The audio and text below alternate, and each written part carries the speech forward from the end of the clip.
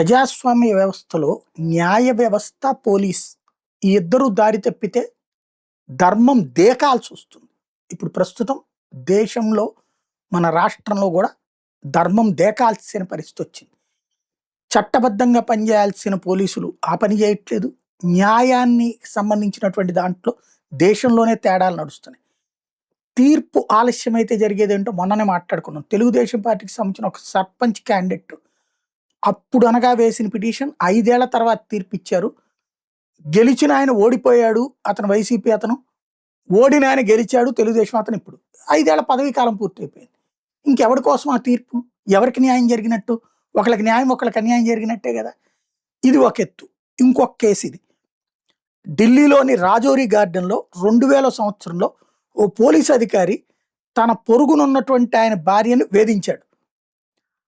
ఆ పక్కనున్నటువంటి అతను సుశీల్ గులాటి అనేటటువంటి అతను ఆ పోలీస్ అధికారిని అడ్డుకున్నాడు. ఇదేం దుర్మార్గం, ఆ అమ్మాయి జోలికి ఎందుకు వెళ్తావని.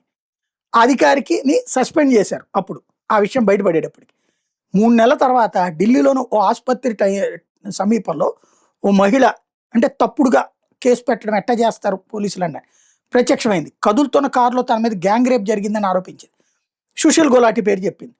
అదంతా పక్కా పథకం ప్రకారం వేసిన కుట్ర. ఈ సస్పెండ్ అయిన అధికారి ఒక లాయరు, ఒక సబ్ ఇన్స్పెక్టర్ కలిసి ప్లాన్ చేశాడు. అబద్ధం చెప్పడానికి వాళ్ళు మహిళకి డబ్బులు ఇచ్చారు.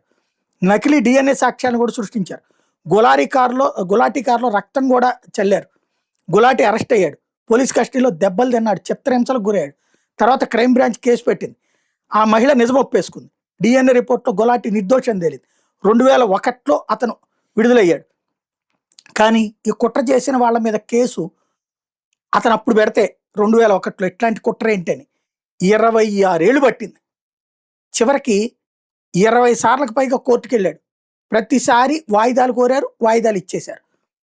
ఏప్రిల్ 4, 2026న ఢిల్లీ హైకోర్టు ఎట్టకేలకు ఆ లాయరు, సబ్ ఇన్స్పెక్టర్లు తప్పు చేశారు, నేరం చేశారని ధృవీకరిస్తూ శిక్ష ఖరారు చేసింది.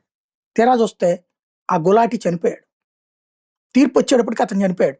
అందుకే జడ్జి గారు ఏమని రాశారంటే, సుశీల్ గులాటికి తన జీవిత కాలంలో ఎప్పుడూ న్యాయం జరగలేదు.